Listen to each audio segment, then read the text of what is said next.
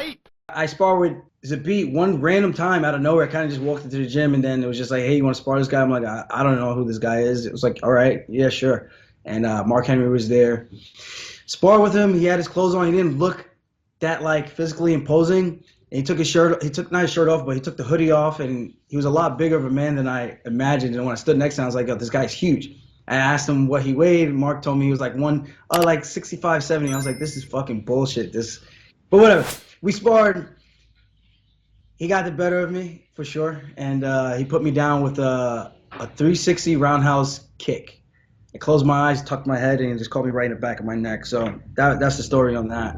But it wasn't like malicious or anything like he was like we were like headhunting or anything like that. He was just doing stuff I'd never seen it before, and just one of those things, out of shape, and yeah. But you weren't out cold, like you got knocked down, right? You were saying it was like, I guess it would be considered a knockout, but it wasn't like you were like on the floor, like unconscious. They had to wake you up. No. I was still there, but I saw him, but it was definitely in slow motion. I definitely was dazed. I was like, yeah, and I kind of just waved my hand like, yeah, I'm good. It's live to fight another day. That was actually worse than the Marlon Moraes knockout, though. I actually had vertigo pretty bad. I guess it's because it struck me right in the back of the neck and the head.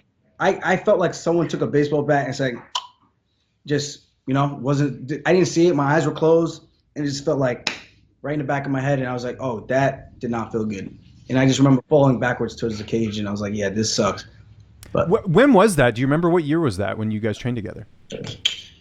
2017, right after I fought Rafael Sunsao. I took a couple weeks off. I was just partying, and then I came in to just get started with training. Yeah, I picked the wrong day.